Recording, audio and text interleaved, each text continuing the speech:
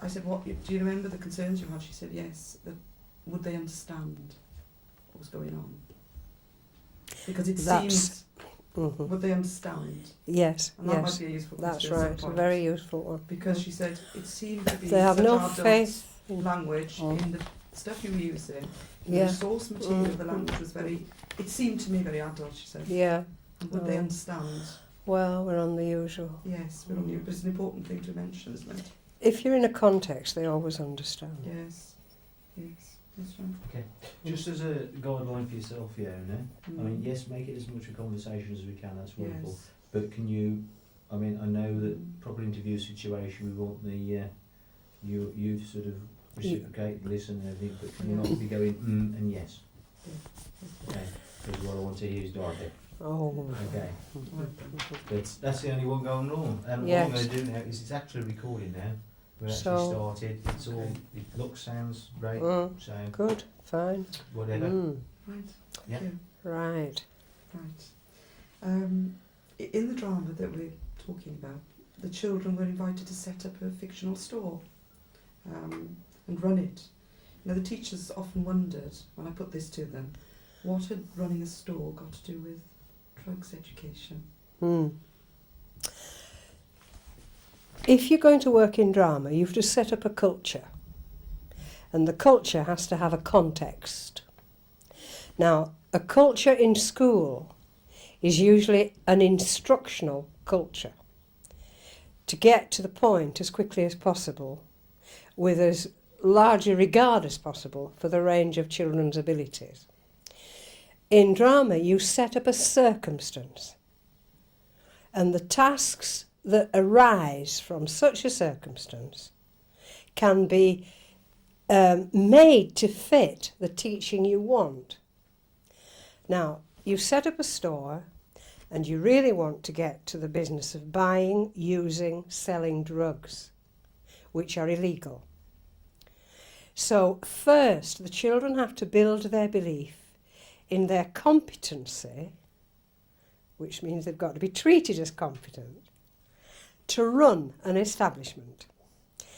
By setting up that store, which I believe was quite a large store, individual children and small groups of children could work to their best ability of energy, enterprise, socialising, language, and the whole business of commerce, which is, of course, to do with curriculum.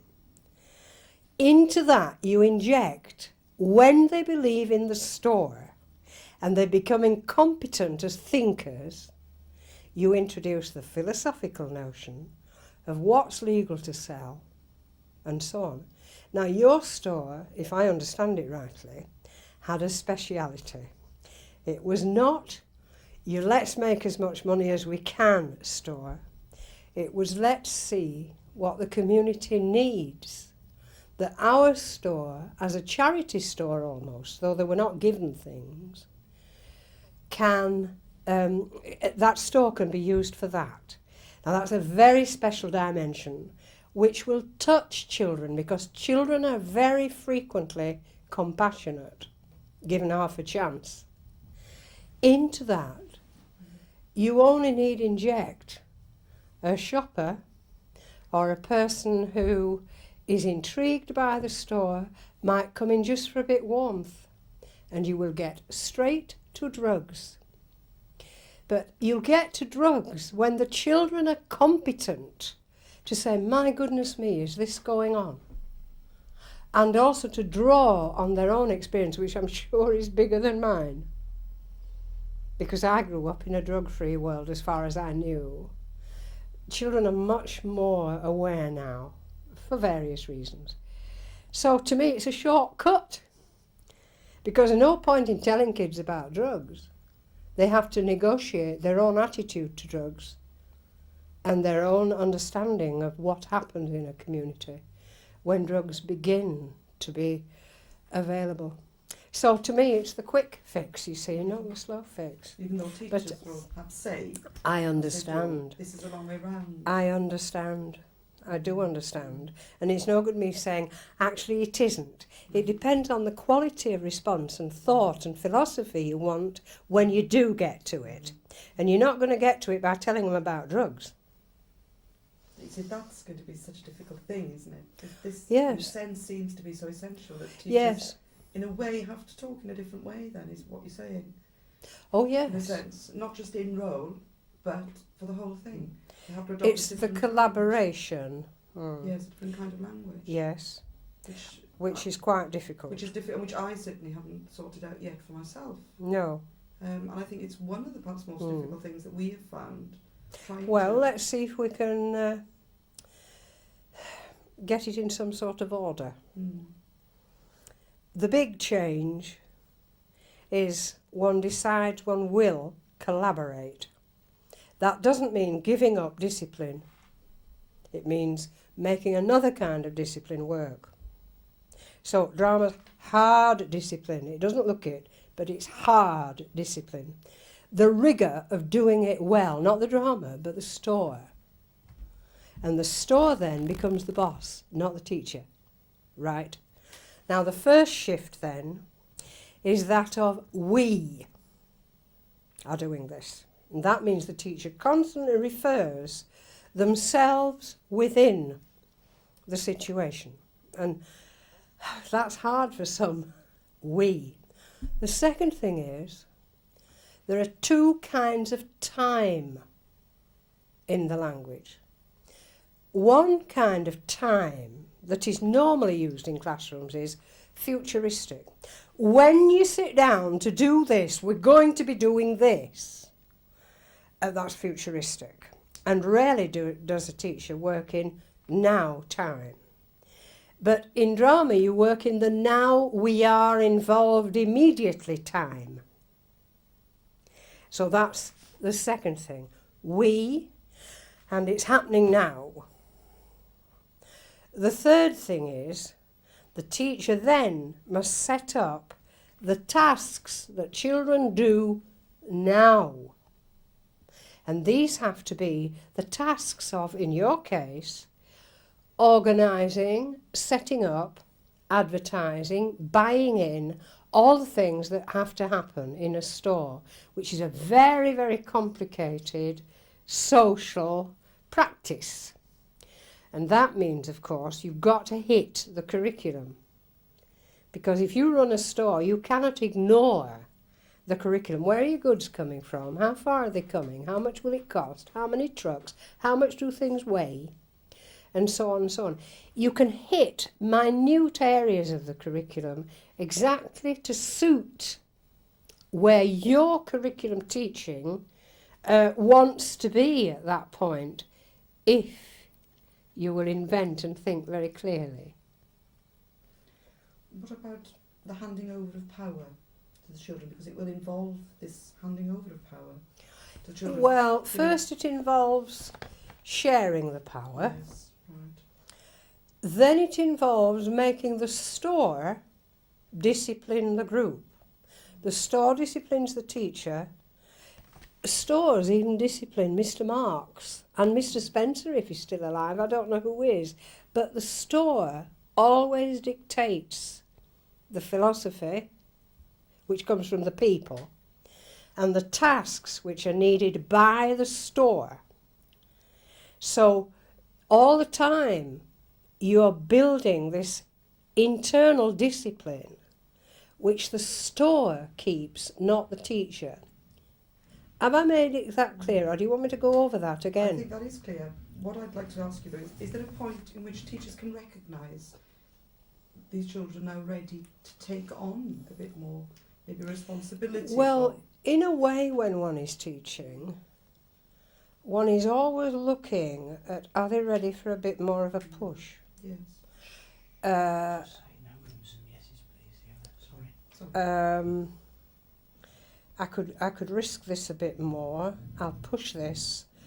I'll walk away. It's very calculated. Is that Ray's room as well?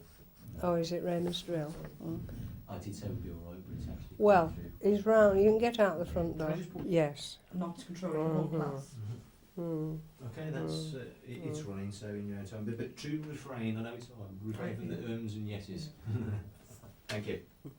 Teachers are often worried about losing control in class. Mm. They want to be in control of what children are doing.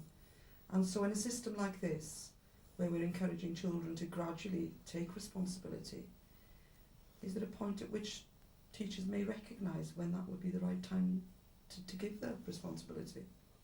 I don't think there's one. No. When you decide to have another culture within the school, in this case a store, you're building up all the time the power of the store to control what everybody does. Because the store is the enterprise that in the long run must win, survive and be able to continue. So you've got a sort of controlling agent in your store. The teacher does not have to be the person who says, you do it for me. You do this, we do this, because the store now needs it. If today we're trying to help people, some slow learners, learn the clock, because you may have some children who still aren't really sure on clocks, even at the age you're working with. The need of the store to dictate careful timekeeping can be given to those people. Not because the teacher says, right, you lot, you can't do the clock, so I'm jolly well going to make sure you get the clock today. The store demands the clock. The fire brigade, the person who locks up, the people who come round to time things of all sorts will deal with clocks. But the teacher has to focus it. So you're not talking about handing over the authority completely to the children. You're saying, let the store make us all work at a very high level of self-controlling. Now, that doesn't mean that you don't have to say, hey, you, come over here a minute. I mean, you'd be brilliant if you never needed to do that. But one of the first things is one's own commitment to it. If I am behaving extremely responsibly, and I'm making the store make the rules, then we can discuss why something isn't working to the rules. The thing you offer children here is the chance to deeply play, which is a dangerous word. It's the instinct to boss around, the instinct to be in control of things, which will in the long run create the responsibility, because one demands the responsibility. Just come over here. Who's written this notice? I don't think that's the sort of notice this store would want put up.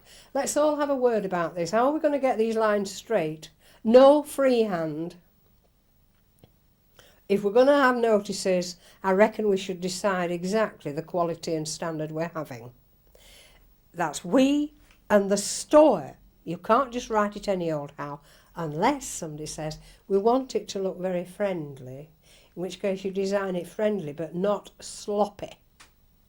Now, if this is what you are talking about when you think, teachers are frightened of it, one of the most fearsome things is children seem to be all over the place. Whereas, if they're all neatly folded up like praying mantises, they do look easier to handle. But really, they begin to handle themselves if you dash about. You're not a front of classroom teacher anymore. You walk miles and you constantly are intruding in the most benign way. There's something going on over there, I'm going to see that it gets back on beam. There's something down here needs a lot of assistance from me, so I'm going to bring them into my office and we're going to do something together till I've got them started. It looks a mess, but you can begin to trust. And if in the beginning you're really scared because they're all on different things, set one task that they can all do in different ways, in different places of the room, but they're all on the same task. So supposing I say, well, I can't let them off on a long lead, it worries me this. I might say, right, I think the first thing is we should write our labels very, very clearly. And we need to make our badges very, very precisely. So let's work out how we're going to do it. And the standard is set then. You do not say, oh, it'll do, I haven't time to go on anymore. That standard is set on badges. And until badges are done, nothing can happen. And people think, oh, I can't spend all this time on badges. You've taught the standard for the rest of the time on badges. Does that make sense? Oh.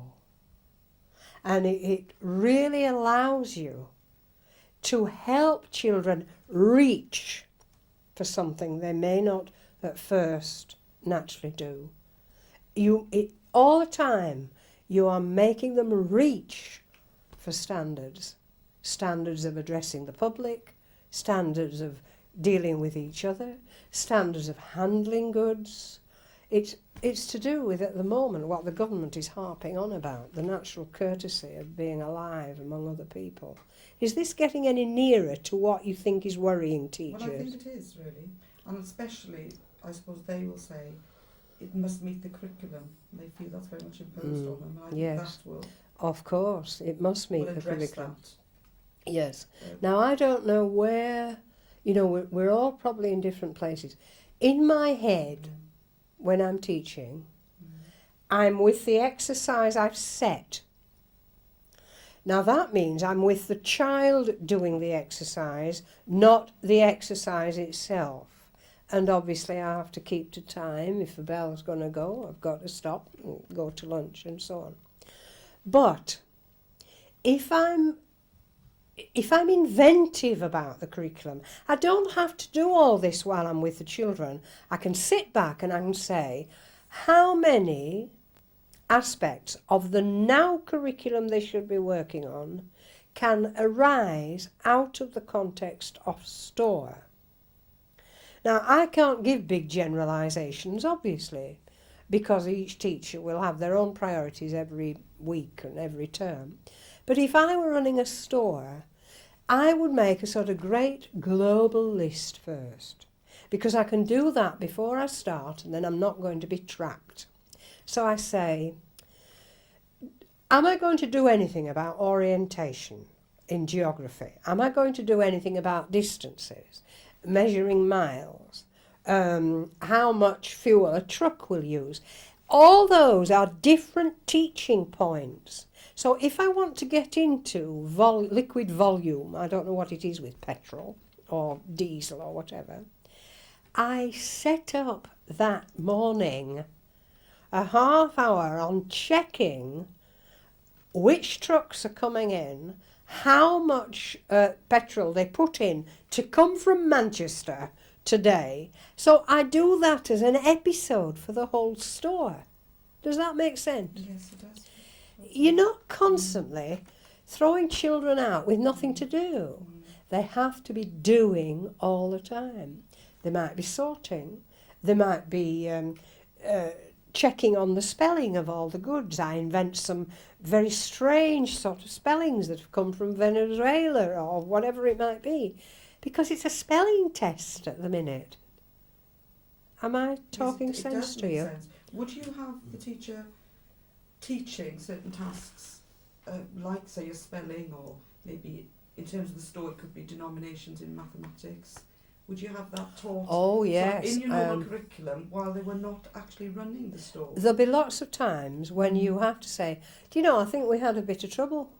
I think I get the feeling some of you are nervous about it might be adding up quickly if you're going to do some mental arithmetic. Shall we have a go at it first? Or this is the way I do it when I'm running the store. This is the way I do it. We could work out this system, or this is a system that you know from your textbooks. You have to teach according to what you most want them to learn. But if you want the context of the store to do it, they will learn it through action. I'm just reading Moffat at the moment, and I made a list because I thought it'd be useful. when a teacher listens to this, they should be able to review their classroom and say, how often in the day are children learning that way? So I'm quoting Moffat. How often do we learn by witnessing what something's happening? Your video is a witnessing learning. But we learn by witnessing how somebody else has done their writing for their store. And sometimes we learn because a person says, witness this. And it might be the teacher then says, witness this, or says, that one that Maria's done over there seems about right for my store. I think I'll use letters that size. I'm witnessing. Now, children live in the real world, witnessing all the time. Why do children who come from swearing parents swear in school? Because they have witnessed that. So, of course, a teacher's own behaviour constantly in drama is saying, witness, I'm behaving like I run this store with you. The second one is attuning. How often do we learn from tuning in to how somebody else is thinking about something? You watch little children group together and say, oh yes. It'll probably be in the video. It would certainly be if they were tuning in to the first video they saw. So how often in your classroom, before you ever start any drama, look at how many are learning through attuning. Morning service, morning assembly I should say, it was in my childhood a way of attuning. Not because it was deeply religious, but because it said we're a community at the beginning of the day. How often do we learn through imitating? How often have you set up a situation where people can imitate? If you make a plan that other people can copy, they're imitating. They will imitate your behaviour on the telephone, in the store. And you see them, I mean, all the time. They pick this up from each other. Is this going on too long? Then helping. How frequently in a normal classroom do we encourage, really deeply encourage, children to help? Because we say, stop copying, whereas one may be helping another child. How often do we cut in on an explanation when somebody could explain it, but we won't let them because they're talking in class? In this work, people are going to be helping all the time because you're constantly interrupting and saying, hang on a minute, there's 15 packing cases just come in, and you're actually going to set up a learning to help situation for 5 minutes, collaborating on carrying great packing cases in fours. There are no packing cases except in the head, but they're there and they're heavy. Helping not to bump and so on. You can set it up any time you want it, if this social health the government's always on about. What about collaborating? How often have you seen that in your store? You can set it up to collaborate. Interacting. I mean, drama's a gift for all these. Not just interacting with the teacher, not just interacting with each other, but interacting with objects. Experimenting. How many experiments can you do in your store? Experimenting at one level of getting out in 5 minutes if there's a fire. Experimenting with handling difficult staff. Experimenting with how you work when you feel bad. Experimenting then with the goods. Would it be better to have this colour than that colour? Experimenting with different ways of putting it onto the computer, and so on and so on. In our worlds outside school, we're doing it all the time. All we're doing is just bringing it in a little bit. Shall I go on some more? The next one is transmitting. Mary, that was something you said then. I heard you when you were on the phone. Could you just tell people what you said? I thought it was a very good way of addressing the mayor. Or, hang on a minute, people, I've just realised we're going to have some more sockets put in. So I thought we might have a look at the room and design where they'd be best placed, and I'll get an electrician and we'll see what we can do. Is that experimenting or is it not? Is it thinking about levels and work tiredness and whether they should be on the floor or how happy people are? Is it experimenting? And then, of course, there's the marvellous one, which school is supposed to be, apprenticing. Now, at the moment, our climate of work has cut out most apprenticeships. When I was young, everybody was an apprentice. Teachers used to be apprentices. Now, apprentices and interning, doctors still do it in the apprenticeship. Kids aren't allowed to do it, but in a store they can. You can set up apprenticeships where this child can teach that child and that child can teach this child. We can all be apprentices when we bring in an expert. If I could get hold of Mr. Marks or Mr. Spencer, are they alive or not? I don't know. I can't remember. Simon Marks is alive. Yes, yeah. The thing is, when you can bring in a person really from the outside, you might bring in an architect for 10 minutes. Are we apprenticing? Do we go away with some idea? And then, of course, we have the tutoring and the coaching, which all the time you can be encouraging. But it's nitty-gritty. It's like doing petty-point embroidery, you know. It's not great sweeps and spraying the paint all over. It's petty-point embroidery. I wonder if I could get this in 15 minutes today. So if I'm going to run the store all day, I might have as many as 15 different teaching situations, because I can change the store and say, hang on a minute, something's just come up.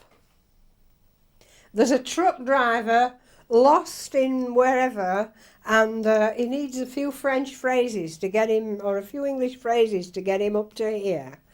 Is it a French lesson? Or is it, you know, what is it? It's what you want it to be. So the store I'm not living in a dream world, you know. I'm living in a real classroom world, because this is, you know, admittedly it's revolutionary. And it's fearsome, isn't it? And yet the kids rise to it all the time. I'm sure you've seen some of it when I've been teaching in Birmingham. Oh, yes. And then, of course, there's the business of visiting. Going, all teachers know that visits are useful, some more than others, of course. But visiting somewhere, having a look at a store, not wandering round Marks and Spencer and saying, what's it like round here, but to say, let's go in. We get permission to go in. And what we're looking at is which arrangements please us. Or let's all just make one inquiry of a different place in Marks and Spencer's and listen to how we're treated. Now, that's a use of a visit to a store. Does that make sense? It does. Another visit, of course, might be to, in Newcastle, I might say we ought to go down to the Salvation Army place and have a look at what we can learn about the sort of people who might need our store. And of course, I realise that takes time. Yes. I realise that takes time. Moffat talks about the rippling effect, that whatever's going on, it's making ripples all round, and the teacher's listening to the ripples and saying, I'll pick that one up. I can pick that one up now because we're ready for it. If kids say, can I telephone? You say, yes, there's one in my office. There you are. You pick up a telephone that does not exist except in the mind, and then you decide everybody needs to learn how to listen to what people say on telephones. And everybody needs to learn how to give instructions that are clear on telephones. And everybody needs to learn how to take quick notes when they're dealing with telephone. That is a class exercise. Is it useful? Taking quick notes, is it useful? Did they get it all down? If you're on one end of the phone and everybody knows it's a big test, miss, because we're having a go at quick note-taking. Legible, quick note-taking next. Straight-lined, legible, quick note-taking next. And then they can test you. Does that make some sense? Because it's a context, isn't That's it? And right. It's a very human context, which perhaps Exactly. is something that is absent Yes, from our curriculum yes. or seems to be neglected. Quite. Now, of course, there's a big move afoot now, mainly possibly in America, I don't know, for children to do community service. What better beginning of community service could you have than running your community store? For noticing the way people are walking around the place, signs of neglect and so on, outside the school. The store will be carried outside in their heads as they become obsessed. I mean, I've seen kids that carry monasteries outside, for goodness sake. You know, just noticing who looks happy, who looks sad and so on. And then, of course, there's the workshop notion, which, of course, has become, it's a word that's, it's become very denigrated because everybody says, oh, we're doing a workshop. A workshop is a place where work is achieved and has a product. And so in each exercise you set in your store, it's the curriculum product that you're after. But I can't emphasise enough how before you launch on something, you think it through for how many teaching opportunities there'll be, and then how many tasks can be done. I mean, they will always need pens and paper, and it needn't be expensive stuff, because not to waste in a community store would be absolutely essential, and not to waste in school is the same. You're going to need a whole library. When I say a whole library, I don't mean a vast library. I mean, you're going to need your references, your quick reading of phone numbers. You see, it's no good saying, can I telephone? And you say, yes, what number do you want? Have you looked it up? So those children who aren't good at looking things up should be put on the people who get the phone numbers for other people and get all the reading done. By the way, can you just get me such and such? Some children will need you to write it down so they check it. Some children can listen to it and read it. But it's reading a telephone book at speed. Have you got that number for me yet? Come on then. So you put them on the telephone exchange, for goodness sake. So that's your way of... Can I just pause you there a minute? Just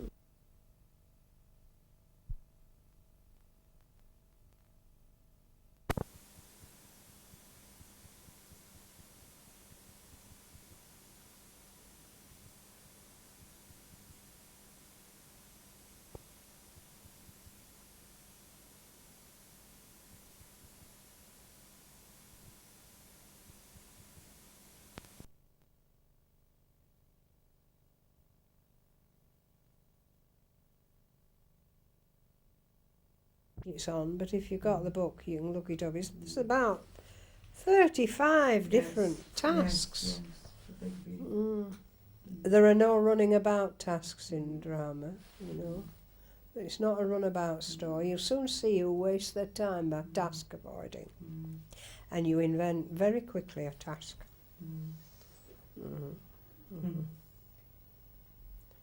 yeah, running again there.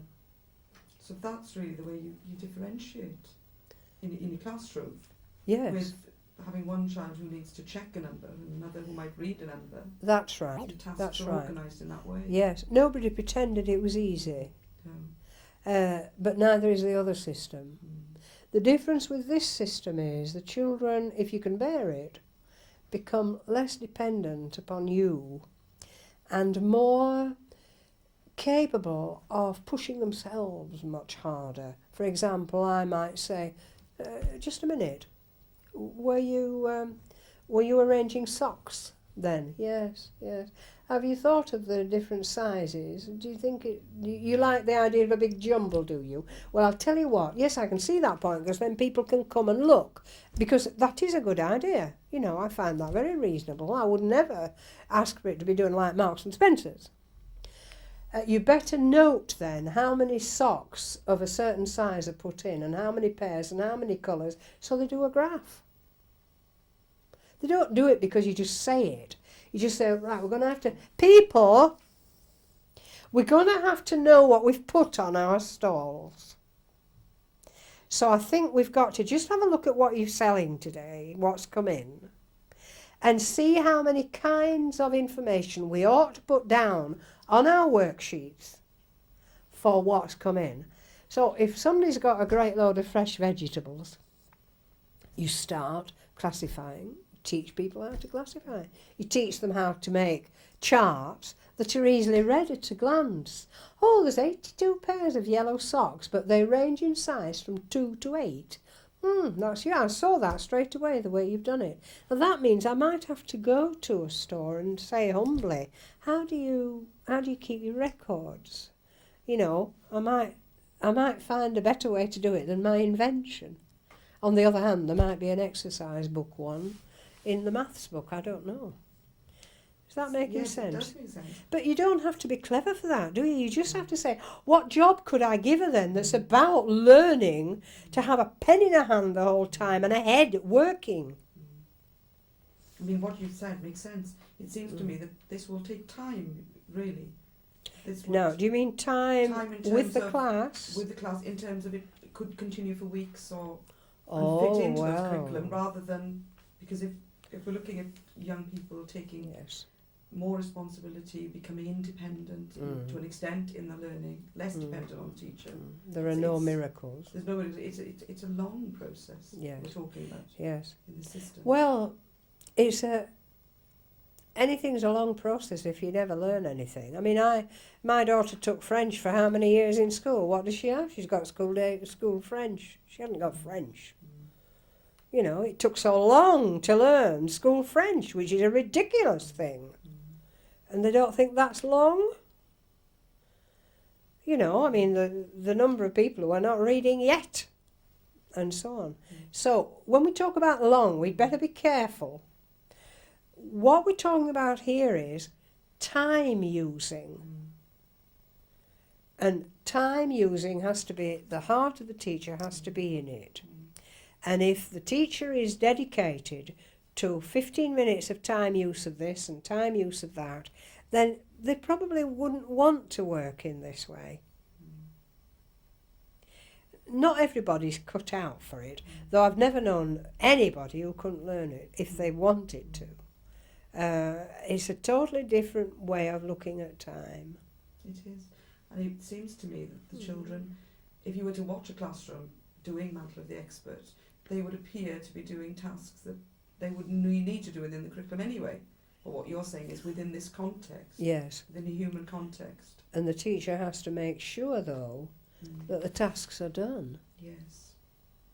That means maybe at the beginning carrying a fair number of different tasks and then bringing all the class together to work, like they have to work out exactly how many they sold today.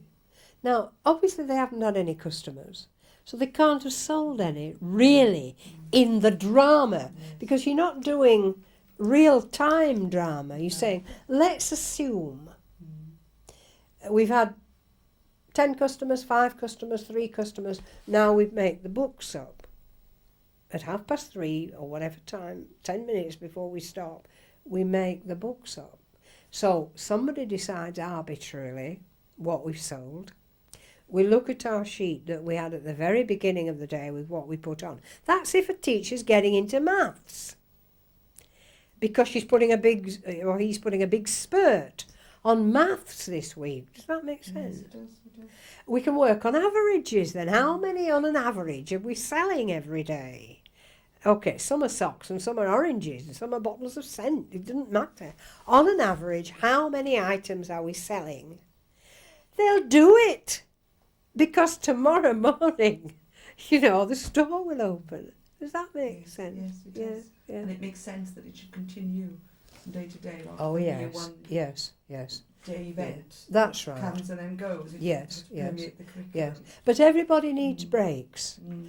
And if you're very, very skillful, the children feel they've had breaks because you keep changing gear. Occasionally you don't change gear. You say, this is the long haul and we're going to really do this today and get it done.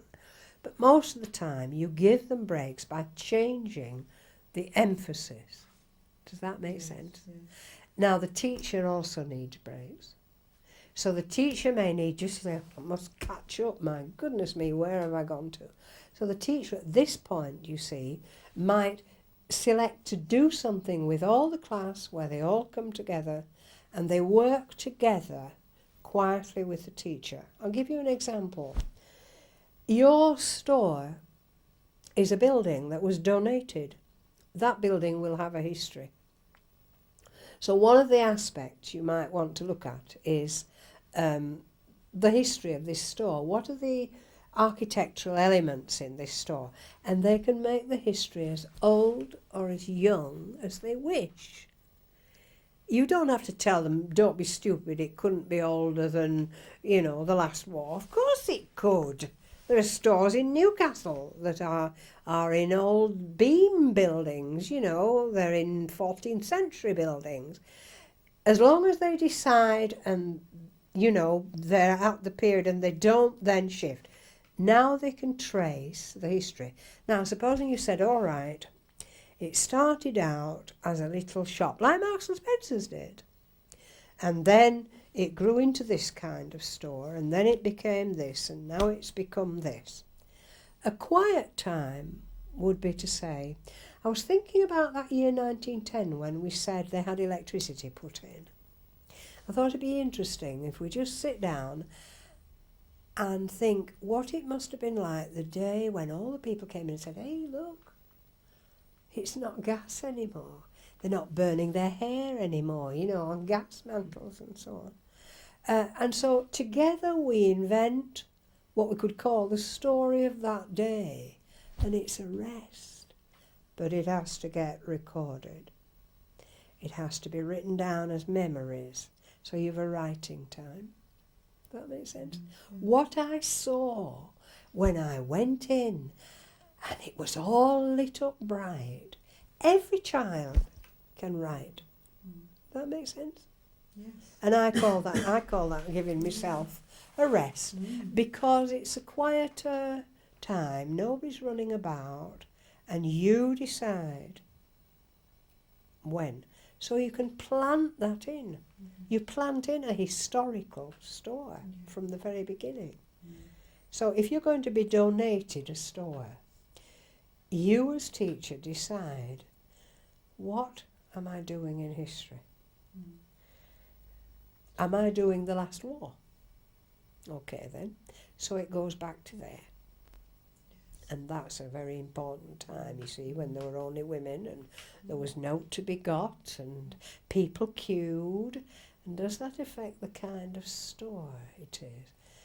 Had I better run a little co-op that later got to be a bigger co-op? Because I want that history work. Does that make sense? Yes. And I want Second World War history. What you need to teach. A clothing store, Second World War history. I mean, teachers often say to me, I can't be in role on my own without support. I'm totally thrown Yes, by yes. going into role. Yes, I can quite appreciate that. The interesting thing is, when I used to talk about this, I was laughed at for about 20 years. You pick up a book on teaching now, and it's always mentioned. It's become part of the standard way of working. Now, what are you doing when you're in role? First of all, you're joining in with them. You're in the play. But you're also out of the play controlling the situation. You are not giving up your ability to keep children safe, to get work of high standard. You're not giving up anything that teachers ought to do because they're paid. But the differences are these. First of all, you're in the play with them. So you behave now. Everything is now. That's the first thing. The talk, then, is the difference between, I suppose if they were going to go from here to Dover, I'm talking about trucks now, I'm just inventing. If they're going to have to bring things up from Dover, I suppose they would, I suppose they'd probably try and travel by night because the roads would be quieter, wouldn't they? Now that's over their time. It's not drama time. What are we going to do about these trucks that want to come up overnight? Because they're going to be here about 5 in the morning, you know. Now that is roll time. Did you hear the difference? Okay. What would they do if they were? All that is over their time. Teacher talk. Nobody else talks like that, you know. In the whole world. It's only in classrooms. And universities, you know, it's not just school teachers. But this, by the way, there's been a noting that truck drivers want to drive through the night. Now that means we're going to have special allowances of you know, duties. Some of the watchman's going to have to come in. We're going to have to also have something where the truck drivers can get a cup of tea because, you know, their tacker meters and so on, mustn't, you know, whatever you might say. That is now time. That's roll. Now, all I've done is change my talking. I haven't done anything else. If I say, I'm just wondering what would happen if the truck drivers, you know, they'd have to drive through the night, I suppose, wouldn't they? Do you think it would be better if truck drivers drove through the night? Now, that's one way of talking. The other way is, what are we going to do about these truck drivers? They want to drive through the night. We're going to have the store open in some way, or some security for them when they pull in. That means the police, you know, they're going to want to know. Now, what have I done different? I haven't done a lot, have I? I've not thrown myself about or cavorted or put on a silly voice. I've done nothing like that. That is the first move. The second move is to have a sign on you of some sort that there's work going on round here. Let me borrow your pencil. If I'm running this store, I'm never going to be without a file and a pen. So whenever I go around, if I want to look like I'm going off somewhere, I have my car keys on my finger. Right, is there anybody else needs anything? That's all I have. It says I'm going out. If I do this, it says I'm going to be phoning. What else do you want me to say? I haven't done anything much, have I? You know. Then, of course, you might want to take it a little bit further and say, you know, the fireman wants to come and you know what an awkward beggar he is. Have you seen that new boss at the fire station? I went in to try and arrange some sort of visit, you know. Oh, he was awkward beyond all. It was as if he didn't care about our community at all. So I thought we'd have a go at sorting him out. We'll have a practice on interviewing difficult firemen. So you start being a difficult fireman. They tell you what you'd be wearing. They tell you if you've got anything official with you. And you get it. If they say, oh, you'd have a briefcase, you'd have this right. Would I have, you know, all the gear, you know? Oh, no, you wouldn't have. They'll tell me because they're common sense kids. And how truculent do you think you could take me? Right, okay. And we'll have a go. It's not a game. What do you think we should do with him? Should we take him to the office or should we all stand where he's got to stand in the middle of the store? What do you think? So I then take on the persona of a difficult fireman.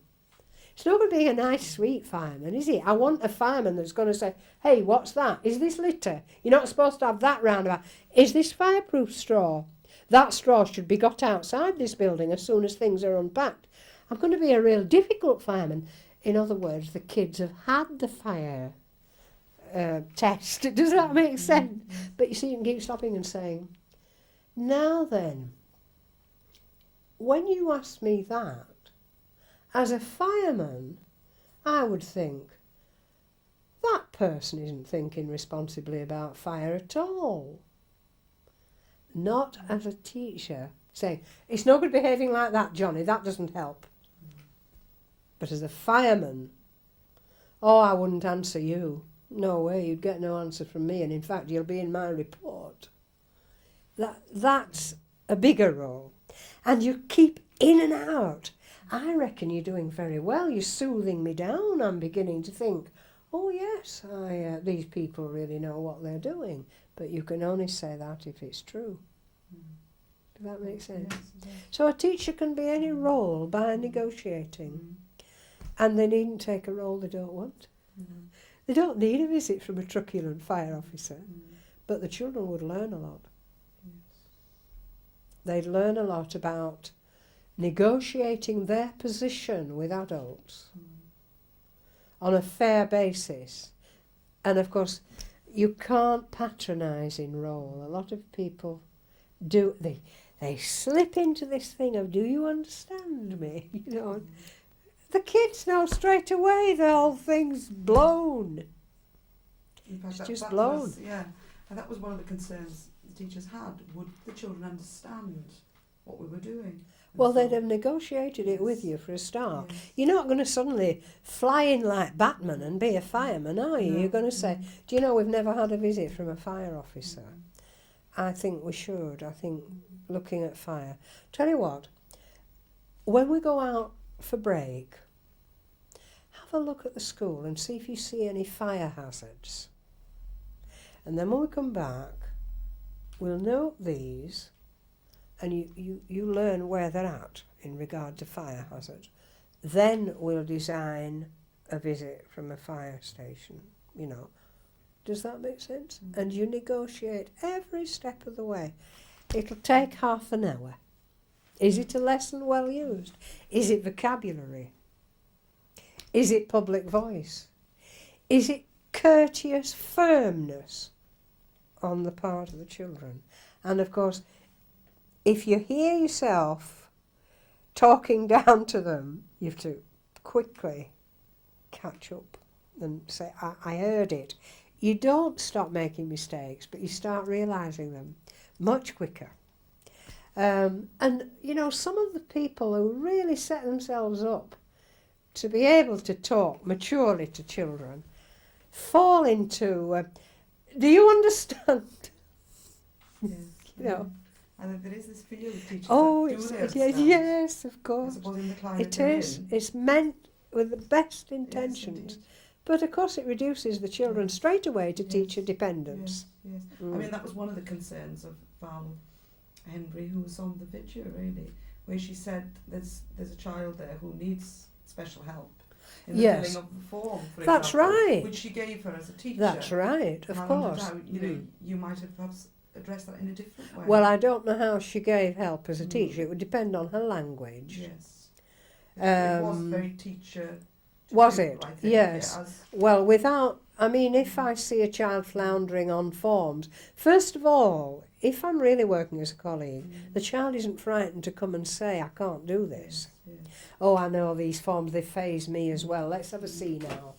Oh, I see. So, oh, I see. You've put your name there. Yes, now that's the age bit. I get these mixed up sometimes. Tell you what, my problem is I don't read the form first. Let's read it. Now, I would call that colleague helping and making the child have a successful form filling in. Yes. Also, I spend my time being a bit slow. You know, I can't quite. I haven't got my glasses. What does that say there? You know, very, very useful not having your glasses. What does it say? I can see there's an I, but I can't see what it ends with. People, what's this word down here? It's the 7th one on the list. Somebody shouted. Oh, we were nearly there, weren't we? It sounds hopeless. It sounds a wearisome thing. But what are you going to do for the child? Do you want the child to have a successful writing exercise? ought to have red marks again, you know? That's the difference, isn't it? And of course, many of the things they'll say is that it's very comfortable having your classroom look exactly the same today as it did yesterday, and this work may demand from me that I change the furniture or move things around. Yes, This sort of yes. Yes, there is a lot of comfort being able to predict where everybody will be, and you can easily see who's here and who's not here. But if you do set up a different context, you really do need different spaces. I mean, the greatest gift is the tables and the chairs. Movable tables and chairs. Not the big iron desks of my childhood. We're dealing with all the time, how can I turn this environment so that it feels like a store, not looks like a store? You can't change the curtains if there are any. You can't change where the windows are. You can't change the furniture. You can only change it around. And sometimes people need to be in fours, and sometimes people need to be individuals, and they can do it in their heads. Children can do it in their heads. But when you need good firm tables, you've got to have chairs to sit down and pull the class together. The store in your head will still stay there, but it becomes a classroom temporarily. If we're going to start doing our history of the store, it becomes a history room. And we sit so that we compose history.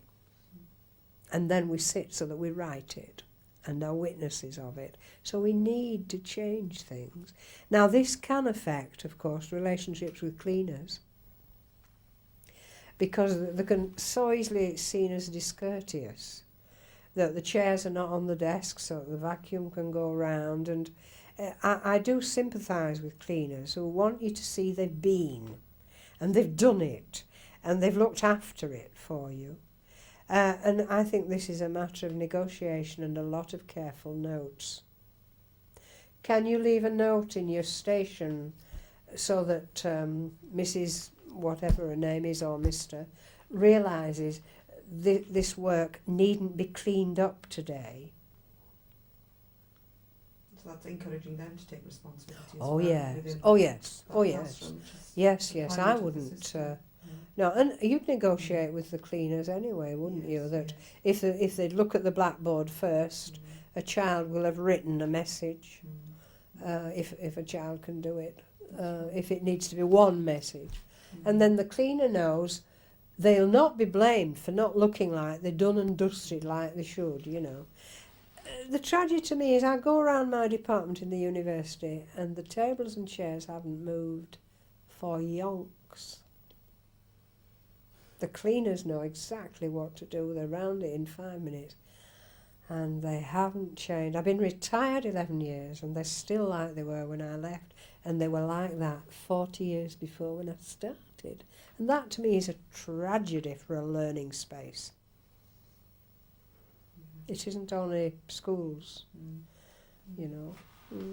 When we started the store, the first, I suppose, source material that the children were presented with was the video of this lady, Jeanette Simpson. Yes, who was going yes, to they were leave the money. witnessing. They were witnessing, if you like, Mm. this lady who was going to leave this money, Mm. which I believe you call iconic. Well, they were watching expressive. Yes. Because the ladies on the tape were expressing themselves, Yes. the roles. Yes. So that was expressive. Yes. Well, if I think of another example, maybe the plan is a better example, where they looked at Yes. the plan. If it is a visual thing, a visual drawn plan. Yeah. in some sort of style, it's Yes. iconic. Yes. An icon is an image of Mm. something. So that was maybe a starting point for moving them on a little bit, looking at this map, this plan, I should say. Oh, that's right, because you've got to have certain ways of all the class agreeing on things. And the iconic system of a plan, a scheme, a map, makes agreement possible. Yes, so it's Oh very yes, good we all see there's a stream goes Yes. through the grounds Yes. here. Yeah. The villa is Georgian Yeah. because the schema, the drawn Mm. schema shows you that. That's right. If you then add notes to it, then you are adding symbols. Yes. So if it says 18th century villa made of brick, with whatever, yew trees, whatever, then you've got iconic in the drawing and you've got symbolic, because a language is in symbols for meaning. Yes. So, Drawings show shapes of things. Language, letters give you a symbol for a sound or for a meaning. so our plan gave us the image, and maybe the words like public exhibition That's stand right. symbolised Oh things yes. going on there. Exactly. The public would need They to see. create the common knowledge. Yes.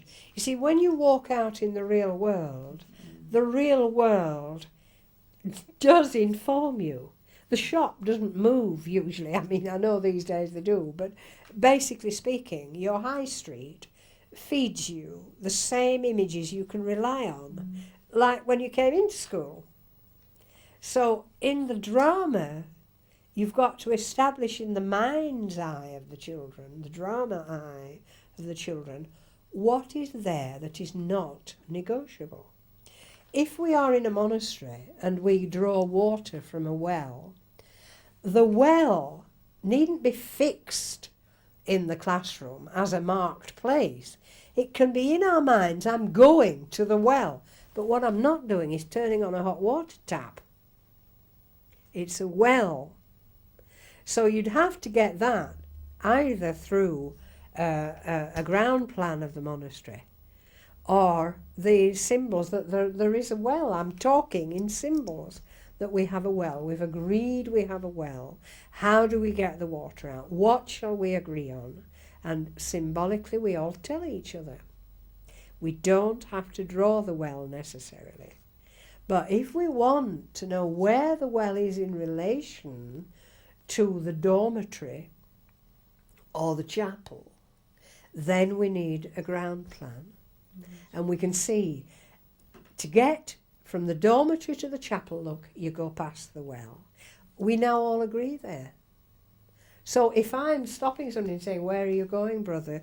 Could you take this message to the abbot? Well, I'm actually not going there. I'm going over to the well. And we all know it's a non-negotiable thing. And the beauty of drawings, and they needn't be clever. I mean, I can't draw. I can only do ground plans. Then I have to rely on good pictures. This is how the monastery might look. Which of these three castles do you think we should have in our mind? Because I can't draw. And often people don't get the chance to collaborate with other teachers who could draw. Because actually you could team teach two classes together on a project like your store, for goodness sake. So you do need to have things that are not now negotiable. It's that castle, not this castle. That castle has a moat, so we have to have a drawbridge. So there is a drawbridge, and the drawbridge will be constantly referred to as part of the life of the castle.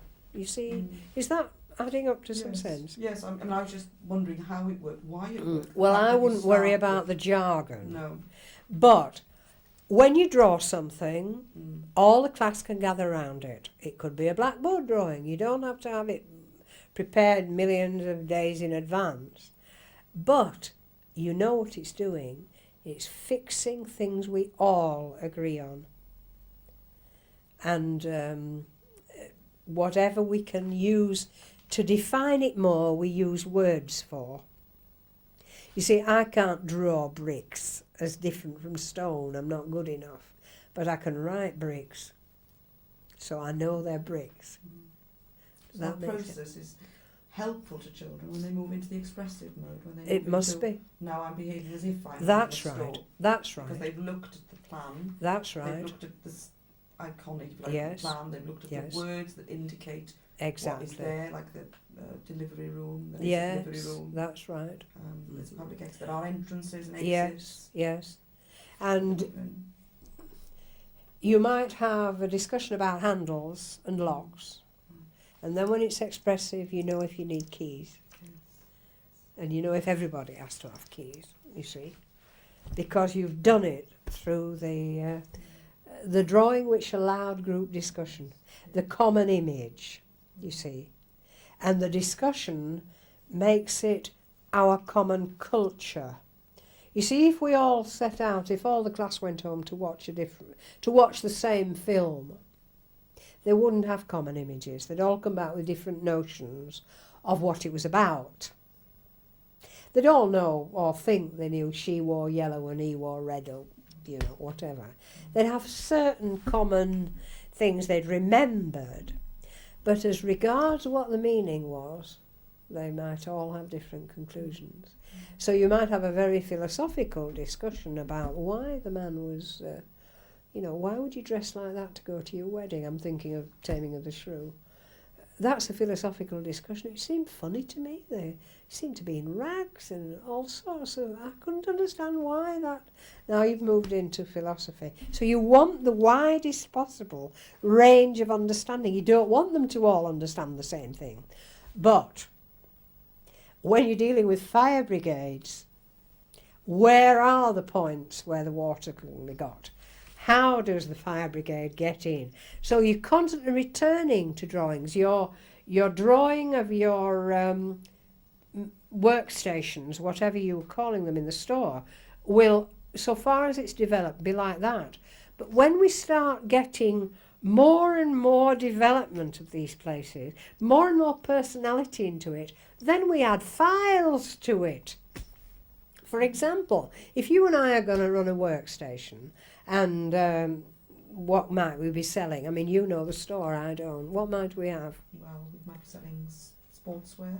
Okay, so we've got sportswear. Now, anybody less sporting than I, you would find it hard to find. I'm totally uninterested in sportswear. So it would be really interesting if we each wrote a short paragraph of the kinds of attitudes we both have to sport. So I might say, well, I used to be good at skipping. Yes, I can do that. So in a minute, you've got a class exercise. Everybody's writing a biography, for goodness sake. Now that is then written neat and goes on to the map. Does that make sense? Yes, it does. And then, of course, it might be a self-portrait. This is how I think I look. I can't draw very well, but I can write how I think I look. So some can draw. And you don't accept the drawing where they pick up any colour and shove it on. Oh no. This is the sort of badge you'd carry around like a doctor has to in hospital. So if you can't draw and you won't attempt it, I mean, I would attempt it. I could do a stick figure with some words. I could do that. And then they would be able to recognise me. You see, now that is what I call curriculum work, but it then must be displayed.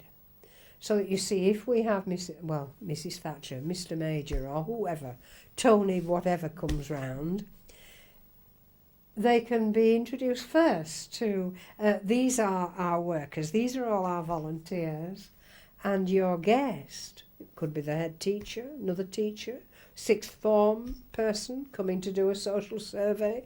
Doesn't matter. Honours them. Because you always have an audience in mind. If it isn't yourself spectating, it's other people coming in. These sound as if they're difficult to arrange. They're not. I only need turn into it myself. I'm coming to do a survey on what salaries people are on here at the moment as volunteers. Are you being paid your fares to come in? Because we do want you to feel, you're not out of pocket too much, and so on. People can then say, well, why don't we all do a budget of our lifestyle? Now, for that, you may want them to go home, talk to their parents about how to budget, if they can. And then, of course, they would do those anonymously first. Because you don't want people coming back saying things they shouldn't be saying in public about their private worlds. I mean, I don't want to know their father's wages, but employee number one, you see, they can put their name on it first, and then when they start to write it, they take it off. Does that make sense? It's like more real than real life. Well, of course it is, because it's highly selective. It's point.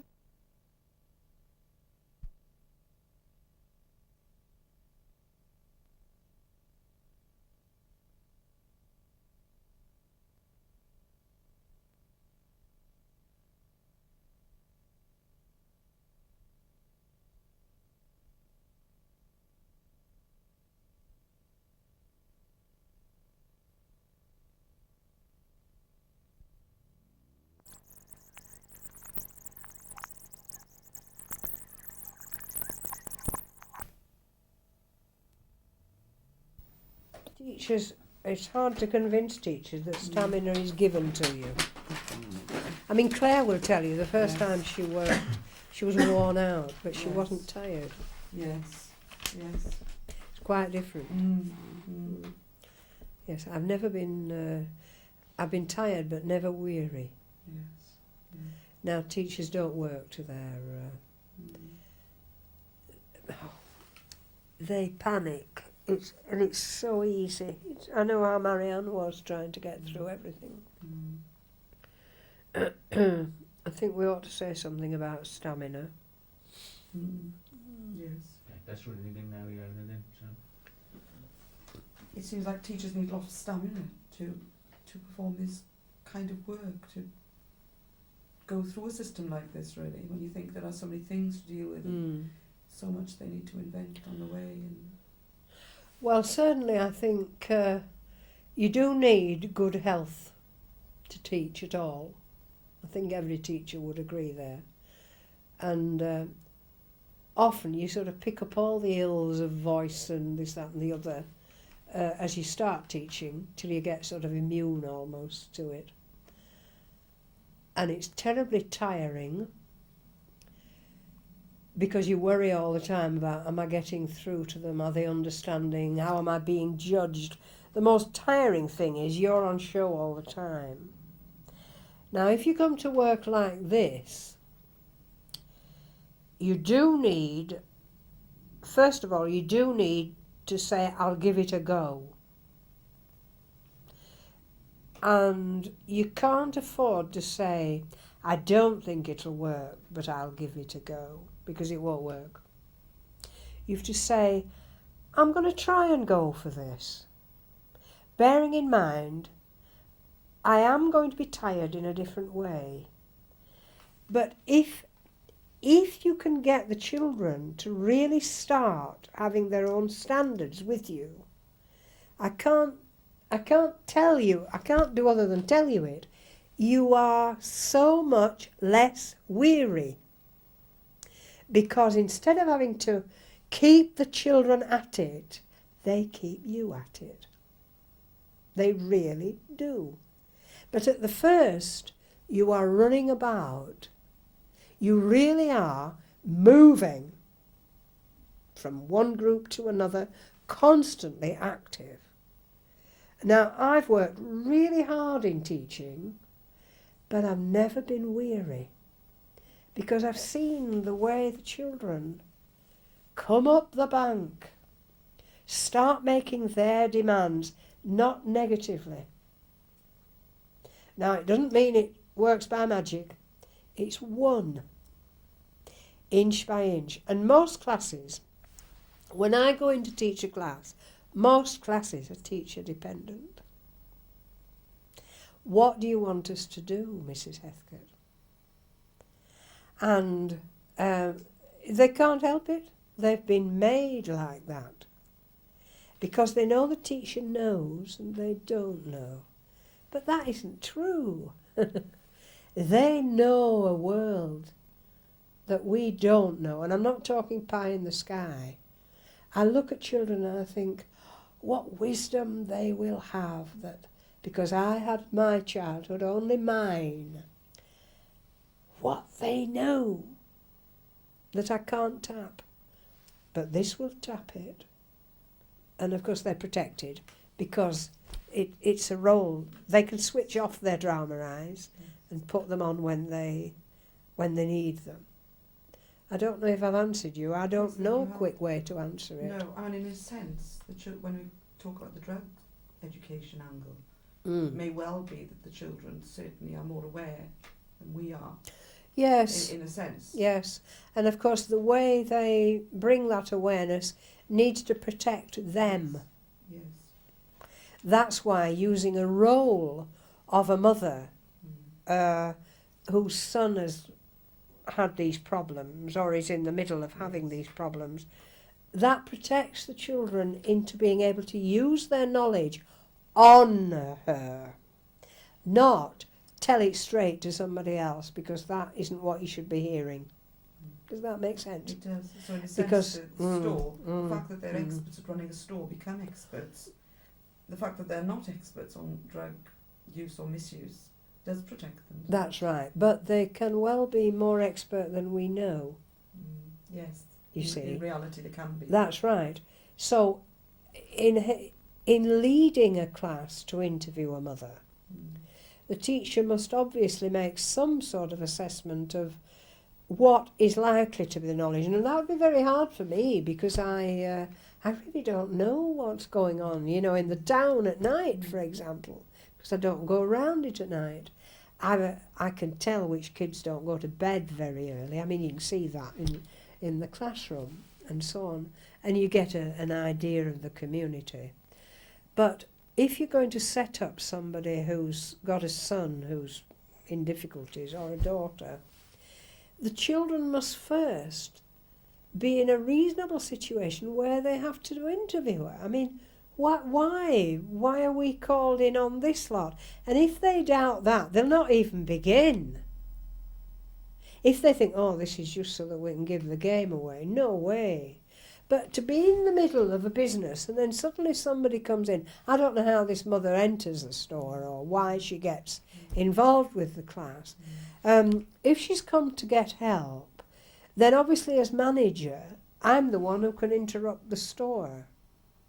And I can let them see that I'm talking to a visitor. And they can be curious but get on with their work. When I bring her forward, I'd better have a very good reason for interrupting the whole store. And I wouldn't say, children, because that is so patronising, you've lost the store. I might go around quietly and say, can you leave your station for a bit, lock the till? Can you just come round? There's a woman come in, a bit of a problem, I think. And that's an adult way of doing it in a business. Lock your till, you know, check up. Is that all right to be left? Were you in the middle of... Can you come over as soon as you finished it? Right. Excuse me. We will help if we can. And you've got then your curriculum that you've worked out with the role. Yeah.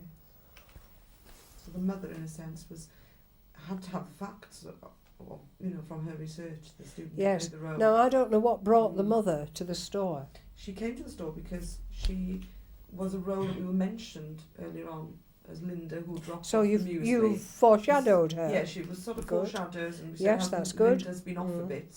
I wonder what's happened. So she was one of the workers. She was one of the workers. Ah, that's that very we good. referred to. Yes, so when she comes back, Yes, or when she's she- coming back to Yes. explain, We had a staff meeting about the exhibition stand as it happened and what we were to Excellent. do about it. that's great. And into that, I said, can I tell you something that's worried me a little bit? And I talked about her as an absent role, really. You remember, And then Linda's she came in later. talked about it. I didn't actually mention drugs directly. I Yes. just said she wanted to use the exhibition stand, and I wasn't quite sure. So- but then she talked about her son, and I gradually relayed what Linda had said to me, and they, in fact, I think, jumped to the conclusion this must be drugs rather than I Right. told it. Yes. Really. And then she came in And herself. then she came in. And did she come in because she was coming back to work, or did No, she come she- in because she wasn't She coming was back coming to work in. yet? She agreed to come in and discuss how to use the stand with them. Right. And we agreed as a team that before she came in, she would have And to this would agree, be about drugs. yes, she would have to agree to deal with some very important questions because we Yes. as store runners Didn't know the no, answer. no, that's And right. so the children were Yes. involved then in Yes, writing yes. those questions and that's discussing right. them. Yes, they really, I think, would be wise to have written a letter Yes. and had a look at the tone of the letters as to why they're inviting her in. When they get their questions, they should then be guided how to not interrogate. So it's 3 stages, I would suggest, all of which are curriculum work. You see, Yes. how to write a letter, Yes. how to ask questions so that people really can talk, not interrogate. And then, of course, with your role, you'd plan just what do you want the children to learn because she's a role that they can't learn in the same way from books. And that would have to be agreed between you. The danger of people who are not used to being in role is they tell too much. They can't keep quiet. The other thing is they forget they're a role. So if they're not used to it, they should be given something that helps them express the mood of the role. Now, she might have a purse in her hand. It depends what sort of a role you want. Is she the sort of role who carries a purse in her hand and runs to the shop in her slippers? These are stereotypes. We're not trying to be Gielguds and so on. These are stereotypes because we're getting at something definitive. Or has she got a shopping bag that's well worn? Has it got a broken zip? Can she fiddle with it all the time? Very carefully to punctuate what she's doing. She needs something. Otherwise, what is she? She's a teacher with no coat on. So she has to have what she'd be wearing. You know, if she's come from outside, she should have outside clothes on, for goodness sake. And she should have the normal appurtenances you cart round with you if you're a woman who's used to work here and you've come back because of something that's happened to you. And so always they should have those things that enable them to... Now, this lady, I think I saw a bit of the video with her on. A woman like that would have kept a diary. She'd have had a diary. Well, I did notice, wait a minute, let me just see. Yes, it was about December. I started to take notes because I was that worried. Now, that's useful because that's extra for the children. She can grade the information as she gives it. Does that make sense? She can only have the information a mother would have, or have got from her son, or have got from her reading, or have got from the doctor, or have got from finding drugs in his room. She is the centre, framed as that. She is not an expert on drugs, but she's looked a bit up.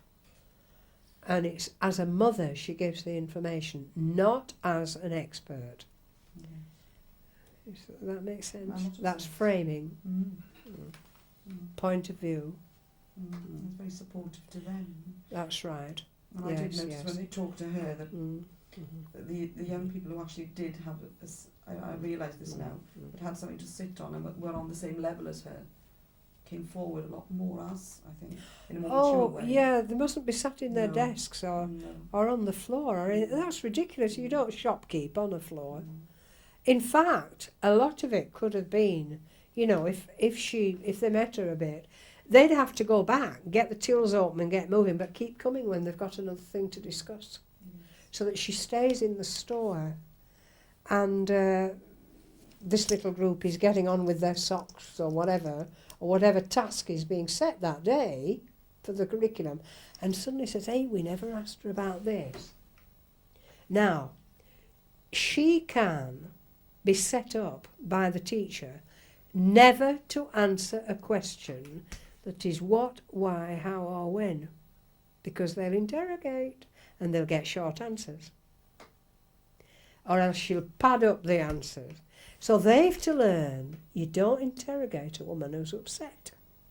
What you do is talk things over and find out that way. You must have been really, really upset when you thought there was something wrong. It's a much better question, and children can ask them if they're guided. And of course, if teachers teach children that, they'll stop doing it themselves. That'll be the day. I don't know. It's certainly very useful, that. Children will always... But if you're going to sit them on the floor, she becomes a teacher. There's no way she can't. And she starts looking at this one, then that one, then that one, and gradually she stops saying the lady on the blue and so on, and she starts being that teacher look. And it all falls down. We're back in school.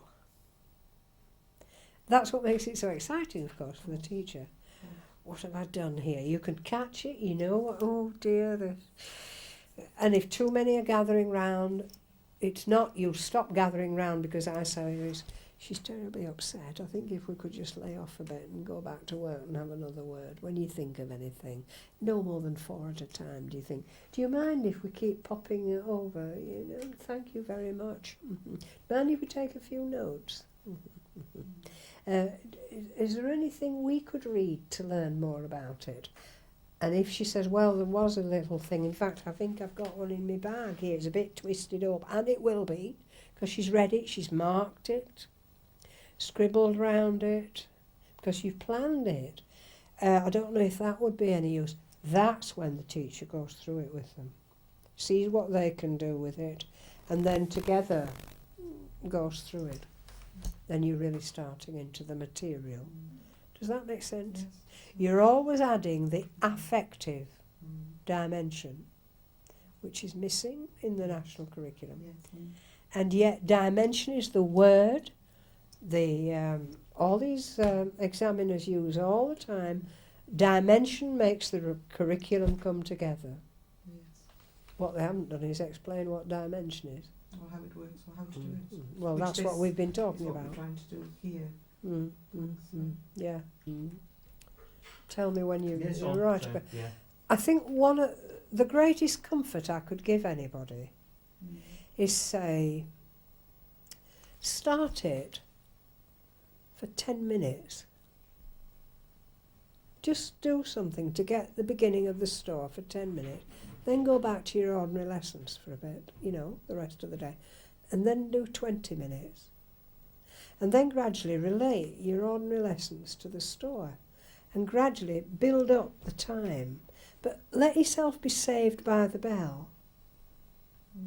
So that you don't just say, actually, this is a mess, I can't deal with it.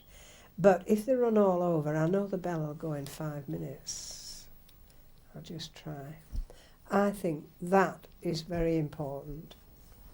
Time yourself, pace yourself, and gradually move forward as you feel confident. But you'll never feel confident if you doubt the system. Just doubt the system. No good.